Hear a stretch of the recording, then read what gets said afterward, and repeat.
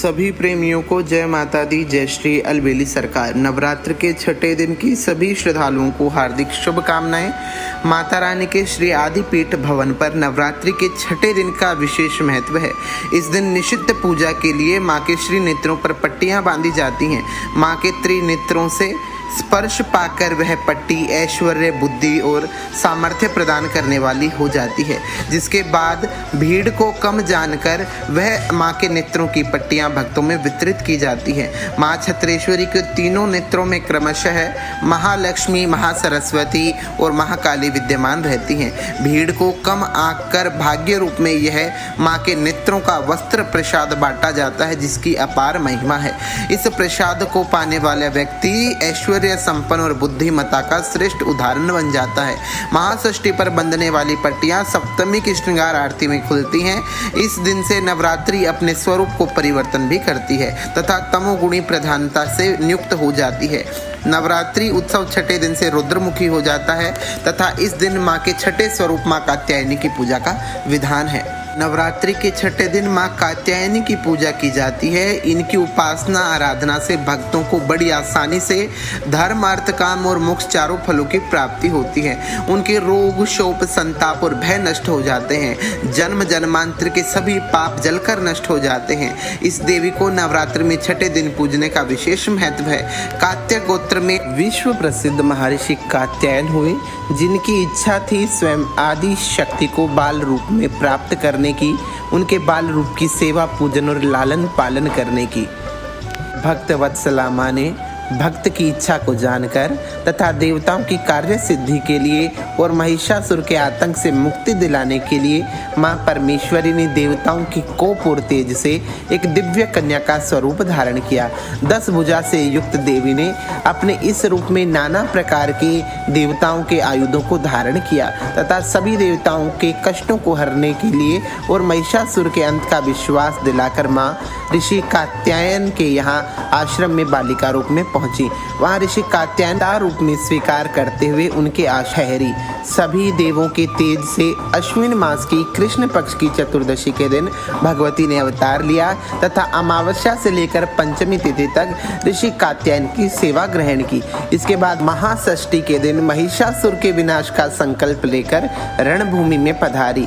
देखते ही देखते जगदम्बा ने महिषासुर की समूल सेना का नाश कर डाला और अंत में विजयदशमी के दिन भयानक और विकराल 18 भुजा से युक्त स्वरूप धारण कर महिषासुर की छाती को फाड़कर भक्तों का कल्याण किया। तत्पश्चात देवताओं ने मां की आराधना करते हुए उन्हें सौम्य रूप में दर्शन प्रदान करने की विनती की। तब अपने रुद्र रूप को त्याग कर मां ने सौम्य स्वरूप में सिंह पर आसन लगाए हुए चतुर्भुजी स्त्री के रूप में भक्तों को, देवताओं को दर्शन प्रदान किया। इस रूप में मां ने सबसे पहले कात्यायन ऋषि की पूजा को स्वीकार किया। तब से मां का यह रूप कात्यायनी कहलाया। मां कात्यायनी के ही प्रचंड रूप को महिषासुर मर्दनी के रूप में जाना जाता है। इन देवी का प्रभाव नवरात्र पूजा में अत्यंत अधिक है। विश्व के कोने कोने में मां की पूजा आराधना की जाती है। चंडिका देवी मां कात्यायनी की सहचरी देवी हैं, जो सदैव उनके साथ रहकर उनका मनोहार करती हैं। अपने चतुर्भुज रूप में भयानक गर्जना करने वाले सिंह पर मां ने आसन लगाया हुआ है तथा एक हाथ से भक्तों को आशीर्वाद और दूसरे से अभय वरदान प्रदान किया है।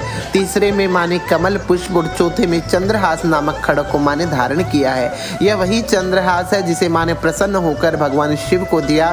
भगवान शिव ने वरदान रूप में रावण को दे दिया और रावण के अंत के साथ ही चंद्रहास के शक्ति तत्व को जानते हुए देवताओं ने इसे पुनः माता को समर्पित किया और अनुरोध किया कि मां भविष्य में यह चंद्रहास किसी को भी प्रदान ना करे। चंद्रहास का प्रभाव ऐसा है कि वे सूर्य को भी 2 टुकड़ों में काट सकती है। ऐसा पराक्रमशाली अस्त्र को धारण करने वाली मां भला कितने ही समय को लगाएगी अपने भक्तों के कष्टों को काटने में। इसलिए हर किसी को चाहिए कि नवरात्र के छठे दिन पूर्ण निष्ठा और श्रद्धा के साथ मां की आराधना करे।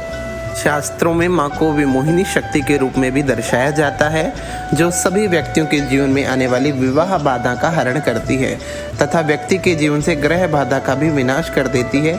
महिषासुर के आतंक से समस्त प्रकार के 9 ग्रहों को मुक्ति दिलाने के कारण सबके सब 9 ग्रह माँ के भक्तों पर कभी भी दुष्प्रभाव नहीं डालते हैं।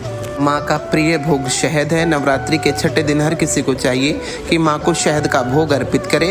इससे दाम्पत्य जीवन मधुर बन जाता है और परिवार में भी खुशहाली का स्रोत जागृत रहता है। माँ कात्यायनी की महिमा को शब्दों में बांध पाना किसी के लिए भी संभव नहीं।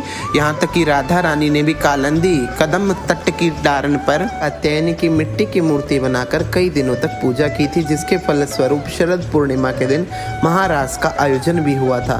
स्वयं माँ रुक्मणी ने भी माँ कात्यायनी की आराधना की। माँ सीता ने राम की प्राप्ति के लिए कात्यायनी माँ की आराधना की। वर और उत्तम प्रेम प्राप्ति के लिए जो व्यक्ति माँ कात्यायनी की पूजा आराधना करता है और विवाह में आने वाली बाधाओं के लिए माँ का ध्यान करता है, निश्चित रूप से उनकी समस्त अभिष्ट कामनाएं पूर्ण हो जाती हैं। तो सभी प्रेमियों को जय माता दी, जय श्री अलबेली सरकार नवरात्र के छठे दिन की बहुत बहुत शुभकामनाएं। जय माता दी।